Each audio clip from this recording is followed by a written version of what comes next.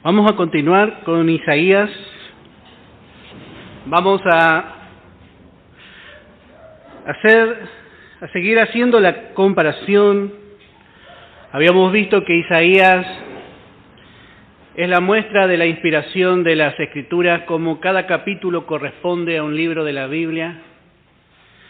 Y realmente el Espíritu Santo, aquellos que estamos poco a poco profundizando un poco más la palabra, nos va dando un poco más. Y habíamos visto hasta el capítulo 8, en verdad vimos hasta el capítulo 7, ahora vamos a ver el capítulo 8 que corresponde a Ruth. El capítulo 8 de Isaías corresponde al libro de Ruth. Y habíamos visto en este capítulo a Emmanuel, que significa Dios con nosotros. Dios con nosotros. Hablando del Hijo hecho carne, y justamente se empieza a gestar en el libro de Ruth esto. Vamos a ver en Ruth capítulo 4 en el verso 21. Y Salmón engendró a Booz, y Booz engendró a Obed, y Obed engendró a Isaí, e Isaí engendró a David. Aquí empieza a gestarse la genealogía, parte muy importante en la genealogía de Cristo hombre, ya que sabemos que Jesús fue descendiente directo de David. Por eso habíamos visto también que David era en parte moabita, por causa de Ruth. Dice que él fue hijo de Isaí, que engendró a David, que vino de la genealogía de Booz y Ruth, una gentil. Y en Romanos habíamos estudiado también en el capítulo 1, y no está de más ver, Romanos capítulo 1, dice en el verso 3, acerca de su Hijo nuestro Señor Jesucristo, que era del linaje de David, según la carne. Así que vemos a Emmanuel, Dios con nosotros, Dios con nosotros. Y así le vemos justamente en ese capítulo 8 de Isaías, habíamos visto cómo a él le corresponde reinar sobre Israel, de ahí viene su derecho. También le vemos como las aguas de Siloé, que trae reposo al hombre. Bueno, capítulo 9 de Isaías, al primer libro de Samuel. Y lo que vemos aquí es como había una gran oscuridad. Encontramos que había una gran oscuridad. Hasta que el Señor nació. En este capítulo habíamos visto que podemos leer en el capítulo 9, en el verso 2, el pueblo que andaba en tiniebla vio gran luz. Así esto nos muestra este capítulo de Isaías. Y así vemos también en el primer libro de Samuel una gran oscuridad, tanto que la luz ya estaba por apagarse. Y realmente cuando nació Jesús fue un tiempo también de oscuridad. Podemos leer en el Evangelio de Mateo, capítulo 4, en el versículo 13. Dice, concerniente al nacimiento del Señor. Y dejando Nazaret, vino y habitó en Capernaum, ciudad marítima de la región de Zabulón y de Neftalí, para que se cumpliese lo dicho por el profeta Isaías, cuando dijo, tierra de Zabulón y tierra de Neftalí, camino del mar al otro lado del Jordán, Galilea de los gentiles. El pueblo asentado en tinieblas vio gran luz, y los asentados en región de sombra de muerte, luz les resplandeció. Así vemos qué ocurrió. Ustedes yo sé que estudiaron este libro. Bueno, el nacimiento de Samuel es tipo del nacimiento de nuestro Señor Jesucristo. Así como Samuel nació y vino en un tiempo de gran oscuridad, de gran apostasía, una oscuridad espiritual del Señor también. Cuando nació en una gran oscuridad. Y justamente esto nos muestra también cómo va a ser con Israel. Porque en el tiempo de la tribulación, en el tiempo más oscuro, el Señor va a resplandecer sobre Israel. El Señor le va a dar la victoria sobre el ejército del anticristo. Y así fue en su primer venida. Por eso tenemos la misma profecía en este tiempo. El primer libro de Samuel fue una continuación también del tiempo de los jueces, por lo menos los primeros capítulos. En primer libro de Samuel, capítulo 2, dice en el verso 10, dice: delante de Jehová serán quebrantados sus adversarios, y sobre ellos tronará desde los cielos. Y esto está hablando otra vez del tiempo de la tribulación. Delante de Jehová serán quebrantados sus adversarios. Acá Ana está cantando, está alabando por el nacimiento de Samuel, y es un tipo de la nación cuando el Señor le resplandezca. Y sobre ellos tronará desde los cielos. Jehová juzgará los confines de la tierra, y dará poder a su rey, y exaltará el poderío de su ungido. Bueno, ahí vemos realmente la correspondencia. Bueno, capítulo 10 de Isaías. Este corresponde al segundo libro de Samuel. Y en este capítulo 10 lo que vemos que sobresale es la jactancia del anticristo. Habíamos visto cómo él se jactaba de hacer como él quería. Habíamos visto cómo Asiria y el rey de Asiria eran instrumentos solamente en la mano de Dios. En Isaías capítulo 10, en el verso 15, dice: se gloriará el hacha contra el que con ella corta, se ensoberbecerá la sierra contra el que la mueve, como si el báculo levantase al que lo levanta, como si levantase la vara al que no es leño.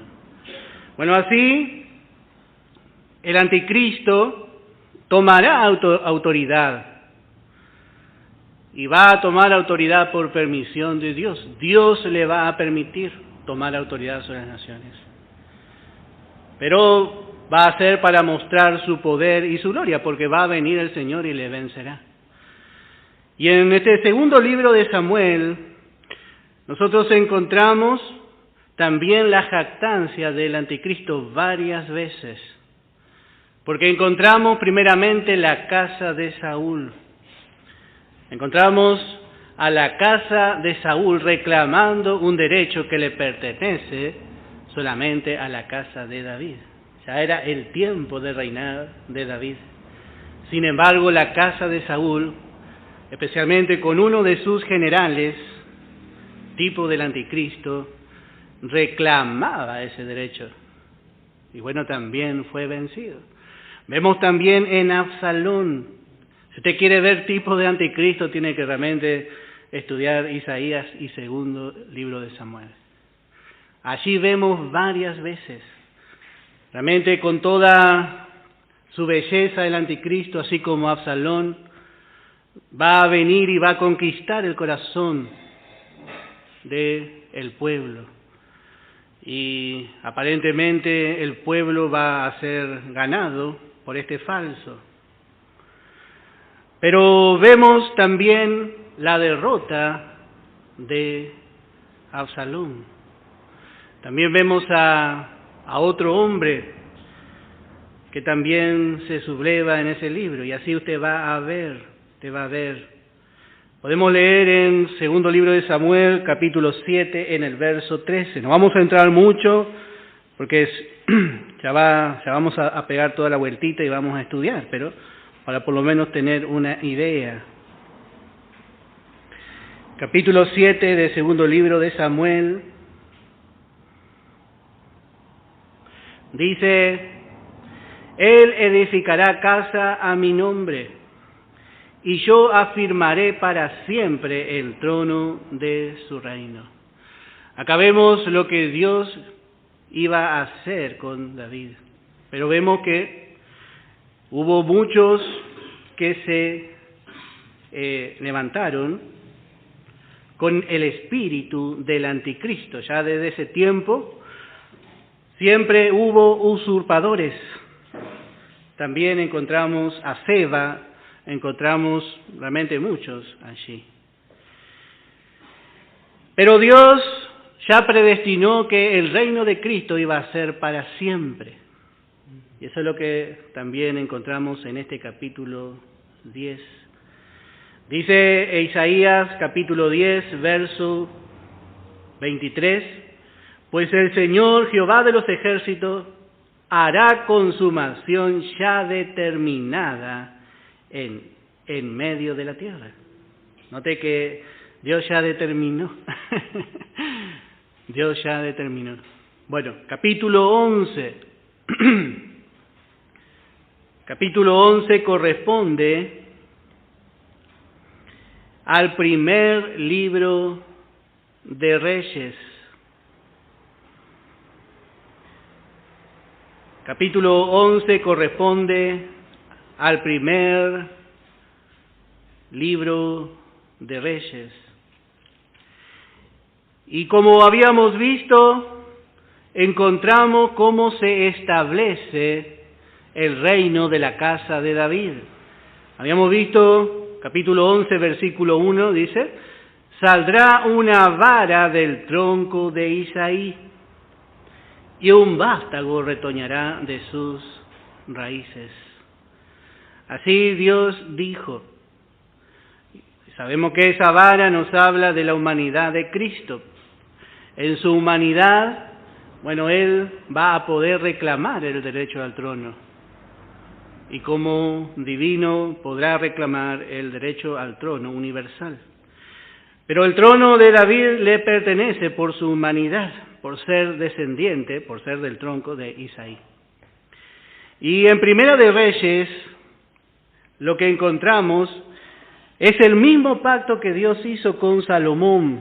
Vemos ese reino desarrollándose. Porque cuando Dios habla del reino, habla y hace énfasis y se dirige siempre al reino milenial. Cuando habla del reino, estamos hablando de los 1000 años donde el Señor tendrá el oficio de Rey de Reyes y Señor de Señores. David representa a Jesús peleando por su reino en los primeros 7 años de tribulación y gran tribulación. Él va a pelear, Él derramará sangre. Pero Salomón fue todo lo contrario. Salomón tuvo un reino pacífico, un reino de paz. Por eso representa el reino milenial. El reino de Salomón representa el reino milenial. Y justamente este primer libro nos habla, especialmente en su mayor parte, nos habla del reino de Salomón. Cómo se cumple la palabra. Qué hermosa es la palabra, hermano. Qué hermosa es la palabra. ¿Quién puede decir que no es inspirada? Y nosotros tenemos la mente de Cristo para poder creer y entender y alcanzar. Aleluya. Así que podemos leer en el capítulo 9 del primer libro de Reyes, bueno, cuántas cosas Salomón iba a hacer. Y bueno, mucho habla del tiempo milenial. Capítulo 9 del primer libro de Reyes. Vamos a leer en el verso 5. Y otra vez Dios dice, yo afirmaré el trono de tu reino sobre Israel para siempre. Como hablé a David tu padre, diciendo, no faltará varón de tu descendencia en el trono de Israel. Así vemos el trono milenial, un reino de paz. Salomón no tuvo con quién pelear, más bien cobró tributo de lo que David había conquistado. Todo lo que había, todo reino subyugado, venían de lejos y de cerca a pagar tributo a Salomón. Hermano precioso de nuestro Señor. Todas las naciones vendrán a Jerusalén, al Rey de Reyes y Señor de Señores. Todas las naciones vendrán a pagar tributo al Señor Jesucristo. Así va a ser. Y bueno, si usted va a encontrar en este libro mucho más, pero bueno, para que tengamos aunque sea un vistazo, ¿no? Isaías capítulo 12. Isaías capítulo 12, bueno, corresponde al segundo libro de Reyes. Isaías capítulo 12 corresponde al segundo libro de Reyes. Y es un contraste. Acá encontramos un contraste. Ya que en este segundo libro de Reyes encontramos a Israel expulsado de su tierra. Porque vemos que enfatiza este libro la seguidilla de reyes que fueron desleales a Jehová. Y todo esto desencadenó, toda la deslealtad de los reyes y del pueblo desencadenó en lo que usted va a ver que es la expulsión de Israel de su tierra. Acuérdese que ellos estaban allí por el cumplimiento del pacto palestino. Israel estaba en su tierra en cumplimiento de la promesa de Dios, en el pacto palestino. Pero ese pacto no fue un pacto incondicional, tenía una condición. El pueblo no debía mezclarse ni tomar los ídolos de las demás naciones. Y como sabemos, todo lo que dependa de mí para alcanzar de Dios va a fracasar. Pero lo que encontramos en el capítulo 12 es algo muy precioso. Porque encontramos en el capítulo 12 de Isaías un cántico de acción de gracia, pero en cumplimiento del pacto de gracia sobre Israel. Israel va a alcanzar la bendición de Dios. Lo que Israel no pudo alcanzar por causa de su desobediencia, lo que no pudo alcanzar por medio de la ley, lo va a alcanzar de pura gracia. Y la gracia se desencadena en la alabanza. Por eso habíamos leído, capítulo 12 dice en el verso 1, en aquel día cantaré a ti, oh Jehová, pues aunque te enojaste contra mí, tu indignación se apartó y me has consolado. Así como a veces vemos a nuestros hijos que por ahí pasó el chachá de la mamá o del papá y lloran, y después el padre nomás y la madre le consuela, le abrazamos, porque no le queremos ver sufrir a nuestros hijos, ¿no?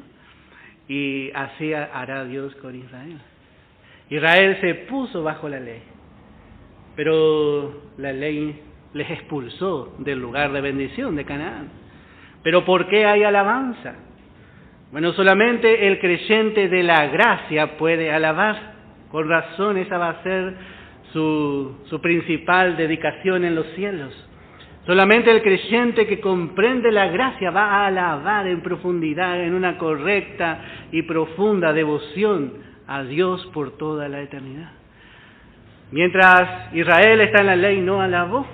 Dice que ellos celebraban esa fiesta que Dios había hecho y le llamaban la Pascua de los judíos, la fiesta de los judíos. Era una formalidad nomás. Pero esto ya no va a ser una formalidad.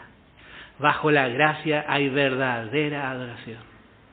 Porque vemos la gran mano, el gran amor y misericordia de Dios sobre nosotros, que por gracia nos ha alcanzado. Bueno, Isaías capítulo 13. Isaías capítulo 13. Corresponde al primer libro de Crónicas. Al primer libro de Crónicas. Y en este libro de Crónicas, David es un tipo de Cristo conquistando las naciones. En este primer libro de Crónicas continúa la vida de David. Se da mucho énfasis y descubrimos muchos detalles que no vemos en el primer y en el segundo libro de Samuel. Y habíamos visto en el capítulo 13 de Isaías cómo Babilonia es una nación que está sobre otras naciones. Es una nación espiritual, en la cual todas las naciones tienen parte. Está sobre las naciones. Habíamos visto que esta nación se para en contra del dominio de Dios. Habíamos visto su comparación en el capítulo 17 y 18 de Apocalipsis. Ella está sentada, dice, la Babilonia. Y también en este capítulo 18 encontramos la carga y el juicio sobre Babilonia. El Señor va a juzgar con gran juicio a todas las naciones. Esta nación que toma autoridad sobre todas las naciones será juzgada y será vencida. Acuérdese que el Señor tiene que tener toda y completa autoridad. No puede haber un dominio cuando Él domine. Entonces vemos que Babilonia debe ser vencida. Habíamos visto que ¿cuánto abarca Babilonia? Todos los reyes de la tierra fornicaron con ella. Entonces, todos serán vencidos. Encontramos a Jesús, uno que viene en un caballo blanco y con muchas diademas, con muchas coronas de reyes vencidos. Bueno, así tiene que ser, porque Dios declaró así. Isaías capítulo 14 corresponde al segundo libro de Crónicas. En segunda de Crónicas nuevamente vemos el comienzo del reinado de Salomón. El comienzo del reinado de Salomón, como hemos dicho, es figura del reinado milenial. Pero no se llevará a cabo sin antes se lleve a cabo la guerra de Armagedón y el anticristo tiene que ser vencido para siempre, tiene que ser encarcelado y Satanás echado por 1000 años.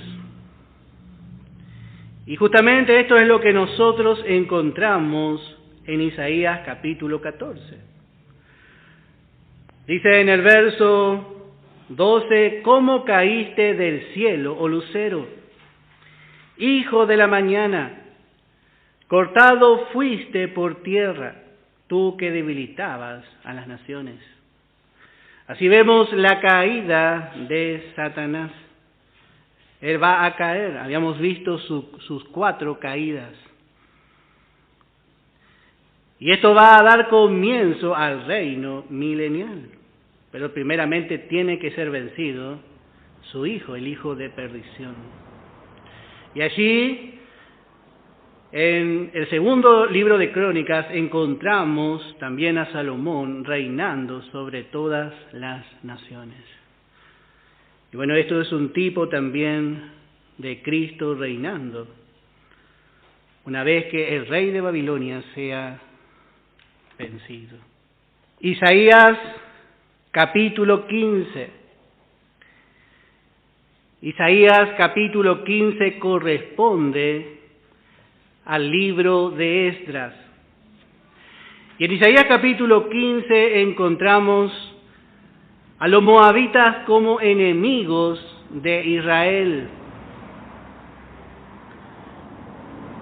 Encontramos el juicio a Moab. Acuérdense que Moab fueron parientes lejanos de Israel.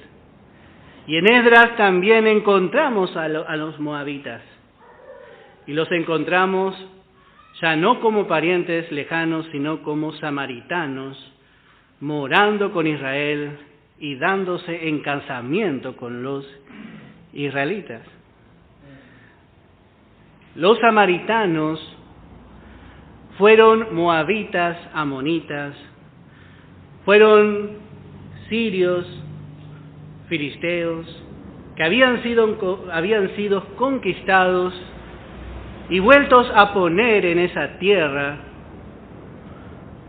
de tal forma que cuando Israel volvió, ellos se mezclaron con todas esas naciones.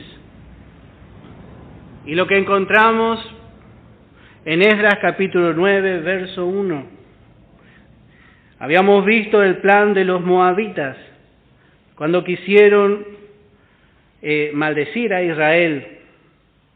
No lo lograron, pero ¿qué hicieron? Hicieron que Israel se case con las moabitas. Dice un hermano, hace muchos años, prepararon un ejército de señoritas, todas bien pintaditas, y le mandaron a los israelitas.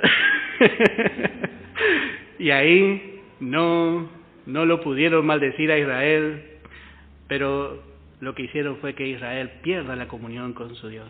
Lo debilitaron.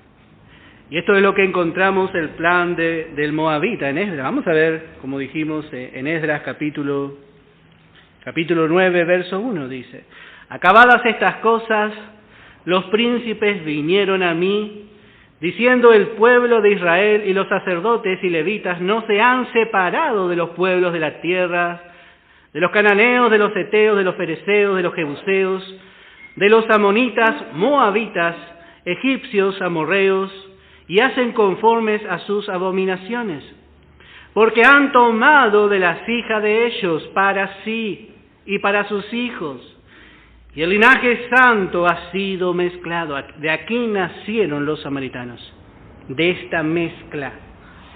Porque a veces preguntan dónde nacieron. Bueno, nacieron de israelitas casados con diferentes naciones. Esdras, encontró esto, y dice, verso 3, cuando oí esto, rasgué mi vestido y mi manto, y arranqué pelo de mi cabeza y de mi barba, y me senté angustiado en extremo. Note que Israel estaba tranquilo, no pasa nada, está todo bien, pero cuando vino Esdras, imagínese un hombre rasgando su vestido, el manto, y empezó a arrancarse los pelos. Esto hizo para mostrar realmente la profundidad del pecado que había hecho Israel, realmente del mal que estaban haciendo, mezclándose. Y así también es con nosotros. Nosotros somos hijos de Dios. Y para un israelita, no hay mejor que otra israelita. Siempre va a ser así. Y a veces también esto tiene un sentido espiritual.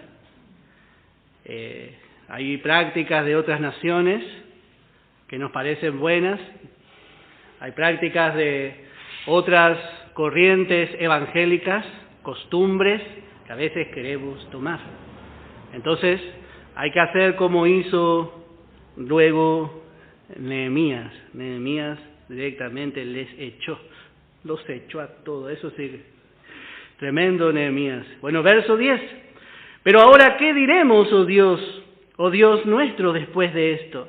Porque nosotros hemos dejado tus mandamientos, que prescribiste por medio de tus siervos los profetas, diciendo: la tierra a la cual entráis para poseerla, tierra inmunda es a causa de la inmundicia de los pueblos de aquellas regiones, por las abominaciones de que la han llenado de uno a otro extremo con su inmundicia.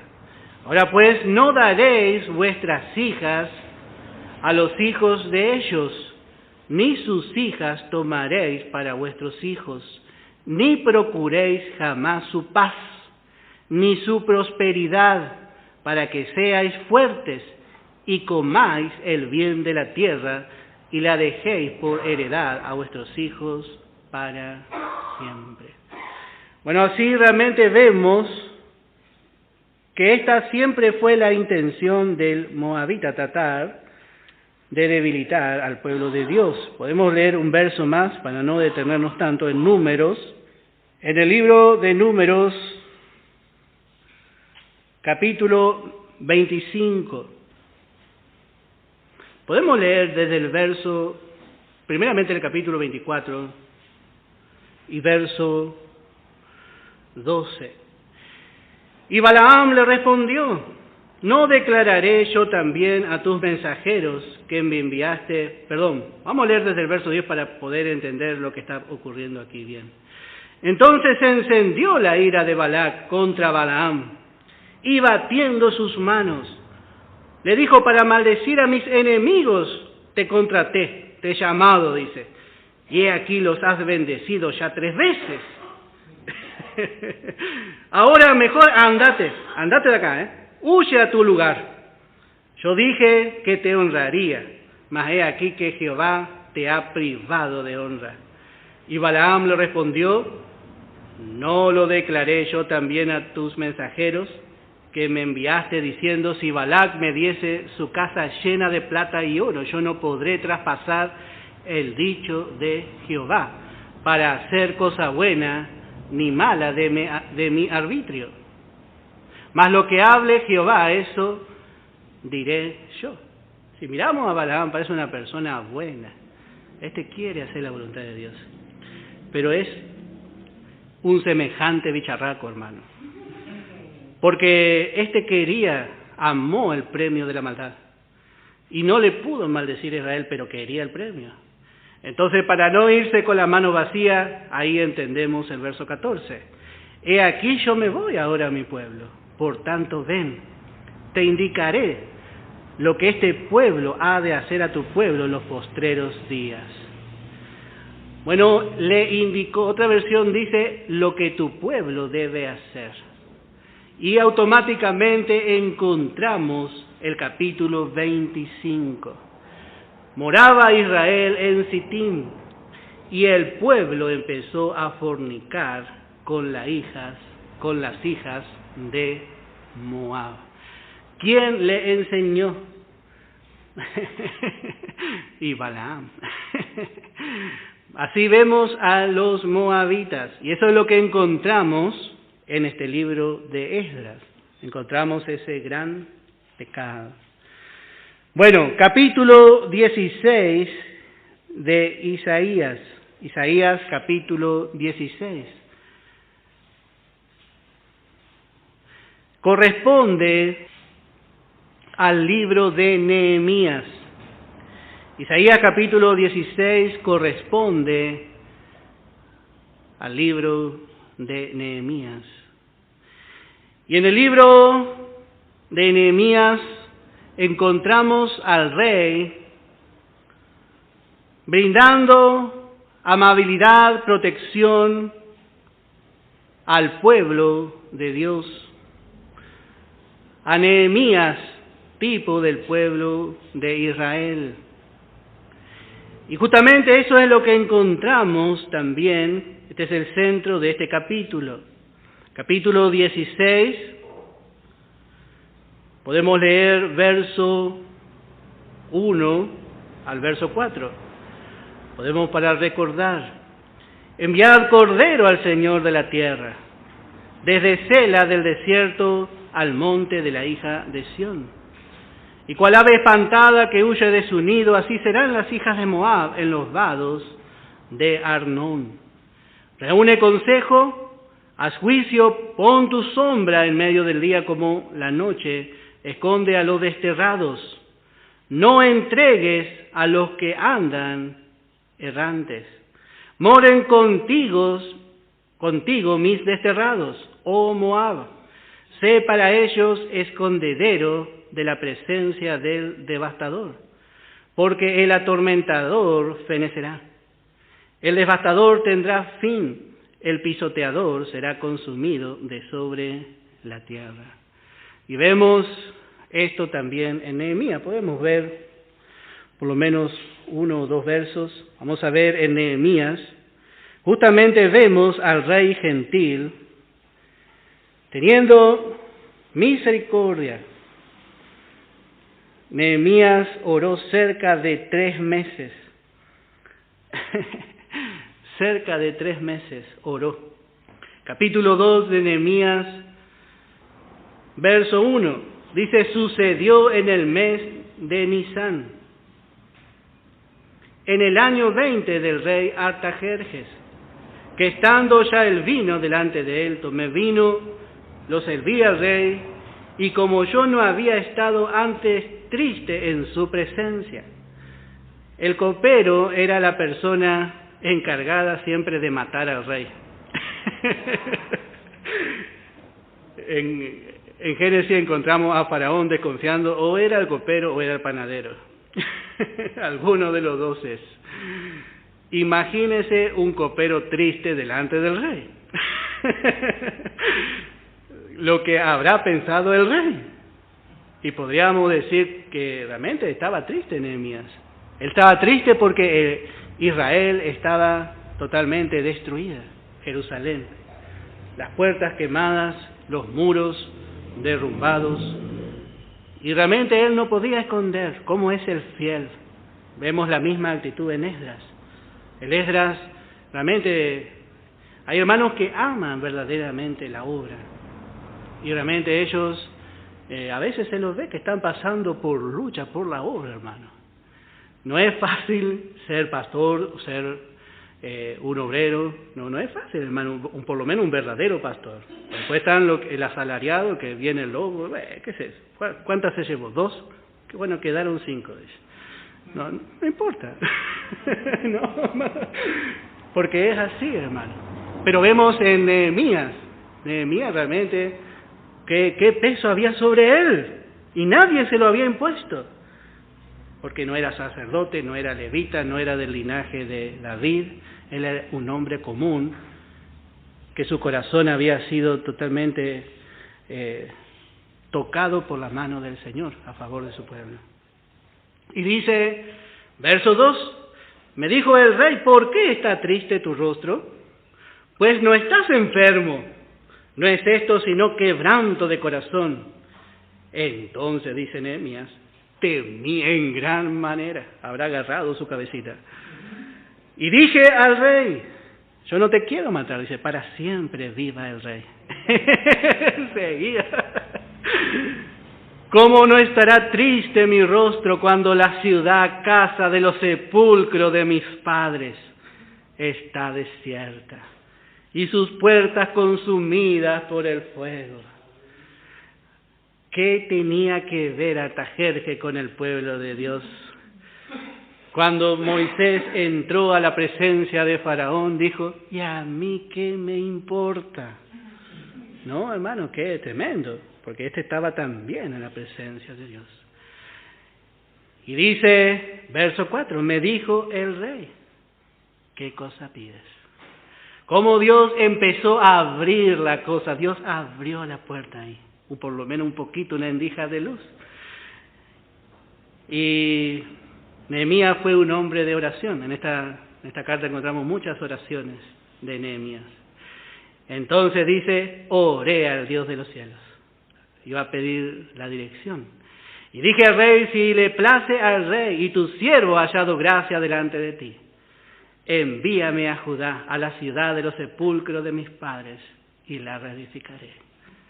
Entonces el rey me dijo, y la reina estaba junto a él, ¿cuánto durará tu viaje? ¿Y cuándo volverás? Y agradó al rey enviarme, después que yo le señale tiempo. Además dije al rey, si le place al rey que se me den cartas para los gobernadores al otro lado del río, para que me franqueen el paso. Note que le protegió a Nehemías, le protegió. Esto es representación de las naciones gentiles protegiendo a Israel a su vuelta a Jerusalén, en cumplimiento del pedido de Dios, sean para ellos un refugio, dice. Y así vemos a este rey, haciendo así. Hermano, qué preciosa es la palabra, ¿no? Qué preciosa es la palabra de Dios. Y dice, y carta para Asaf, verso 8, guarda del bosque del rey, para que me dé madera para enmaderar las puertas del palacio de la casa, y para el muro de la ciudad, y la casa en que yo estaré. Y me lo concedió el rey, según la benéfica mano de mi Dios sobre mí. Según la benéfica mano de mi Dios. Ese es el Dios de Pablo también. Mi Dios. Bueno, así vemos en el capítulo 16. Bueno, vamos a ver Isaías capítulo 17. Isaías capítulo 17 corresponde al libro de Esther. Este libro de Esther es precioso también, hermano. Qué precioso libro. Porque en Esther vemos, aparte del pueblo de Israel, que no volvió a Jerusalén. En Esther lo que nosotros encontramos es un libro particular, no se menciona la palabra Jehová ni Dios en todo este libro. Qué raro. Los escritores, los que juntaron y hicieron la Biblia, la palabra Biblia significa biblioteca, los que rejuntaron no lo querían poner en este canon inspirado, porque decían, no aparece la palabra Jehová. Pero sí encontramos a Dios moviéndose detrás de cada circunstancia. Y encontramos sobre todo la fidelidad de Dios con el pueblo que no quiso volver, porque el llamado de Dios era a que vuelva a Jerusalén a reconstruirla. Pero muchos del pueblo de Dios ya estaban cómodos, le iban bien en los negocios, ya se habían acostumbrado al idioma y estaban bien. ¿Y qué iban a ir a una villa, a una miseria, a empezar de cero otra vez? Y bueno, esta historia transcurre en ese lugar de cautiverio y con aquellos que no quisieron volver.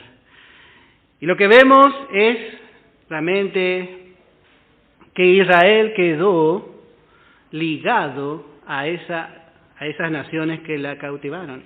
Y justamente lo que encontramos en este capítulo 17 es el juicio por complicidad de Israel con Damasco. Habíamos visto que ellos estaban compartiendo el juicio porque se habían confederado. Ellos habían confederado entre ellos. ¿Para qué? Para ir a atacar el reino del sur, el reino de Judá. Y bueno, eso también encontramos en Esther. Ellos se habían aliado, estaban contentos ahí, en vivir no como israelitas, sino como babilonios o medos persas o lo que fuere. Se habían perdido su identidad. Cuando un creyente va al mundo, no deja de ser hijo de Dios, pero pierde su identidad. Parece que no sabe lo que es. El hijo pródigo dice, volviendo en sí, se acordó de su identidad. Y así Israel se confederó con otra nación para atacar a su hermano. Y por ahí el creyente en el mundo habla mal de la iglesia. Pero dio su identidad porque él también es parte de la iglesia. Y bueno, así nos pasa, hermano. Así nos pasa porque el enemigo nos engaña. Bueno, hasta aquí vamos a ver y bueno, luego vamos a continuar con el capítulo 18, pero ya vamos a estudiar. Vamos a tomar 10 minutos de descanso y continuamos.